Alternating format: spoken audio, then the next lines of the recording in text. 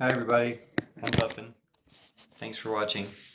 I've been making videos about the political situation going on right now in America after the Trump mob yesterday. And my last one was about people playing stupid, focused on Mark Zuckerberg, acting like he didn't know what's going on, or he's not really a major part of this. And so watch that video for how major a part Mark Zuckerberg is and how he needs to be held accountable. But all these people do. So we had Lindsey Graham. I do declare it's been a fun ride, but it's enough is enough.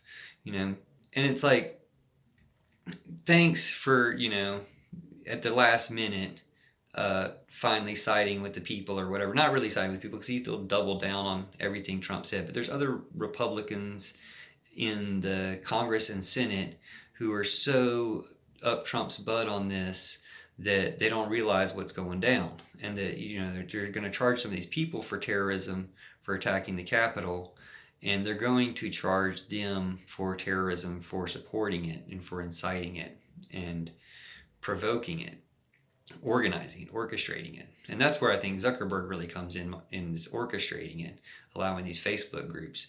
But of course, these politicians and news outlets that are podcasters, whoever they are, QAnon or Rush Limbaugh, whoever they are, who are pushing this stuff, are responsible for it. And as I said in my longer video, if you're not responsible for what people you tell what to do, for the things you tell them to do, why is Charles Manson in jail? Like, there are going to be people going to jail for this. Trump could be one of them. I did see on the news just before making this video from a few hours ago that I guess the DA of DC or someplace, some official has not ruled out charges against Trump for inciting the riot from them. So it's like, when these things are coming down, some people were wise enough to finally break away. I do declare Lindsey Graham batted his eyelashes and said, I'm not part of it anymore. But and a few other people did that too. That's not really good enough. Mike Pence can hopefully save his ass by invoking the 25th Amendment to get rid of Trump and being the responsible person to take over for the next 2 weeks. That's not only his only responsible course of action, it's his only safe for himself course of action because of how this is going to come down on Trump. When all of it starts to come out, the people who help Trump aren't going to be able to play stupid. And some of them are just playing stupid. Like a congressman I heard, I forgot his name, they were allowing to talk a lot on NBC or something, maybe Fox, but on TV yesterday, saying, Trump is not responsible for these people charging into the White House because they're responsible. The people who did it are responsible. And the problem with that is all the people, even the people who didn't go all the way in, or the people who didn't break anything or whatever, they're all responsible for making that happen. But Trump is still the most responsible for telling them to do it, as is this congressman for lying about stuff to get them all hyped up to do it in the first place, and doing this, for months.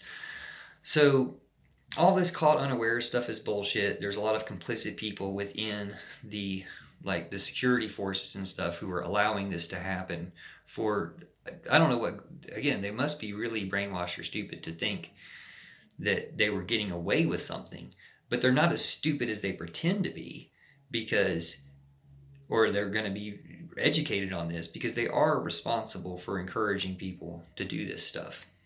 So hopefully there'll be some types of consequences for Trump first, but for going down the line, so that these people are discouraged from doing this, which is one reason for having consequences in a society in the first place, but also just to literally root them out and keep them from doing these things anymore. And as I mentioned, but not many people have mentioned, apparently there were some attacks on other capitals in addition to the national capital yesterday as well. And it's like, you can't let this pass and let terrorists just run around because they're white supremacists and you've always favored white supremacy in your justice system.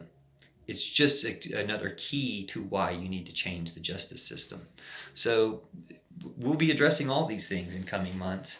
And the sooner we get rid of Trump and everybody who's been enabling him, the faster we can deal with coronavirus and things too, which have been necessarily taking up all of our resources. But that's another thing. People have been playing stupid. Like, you see the numbers rising. You see catastrophic levels of the virus in LA. And the following news story is we're opening up movie theaters and getting back to schools. And at least there's some debate on whether school teachers are essential workers when actually they're essential workers. And we can cut all that stuff out for a little while to keep everybody as safe as possible, which should be the priority.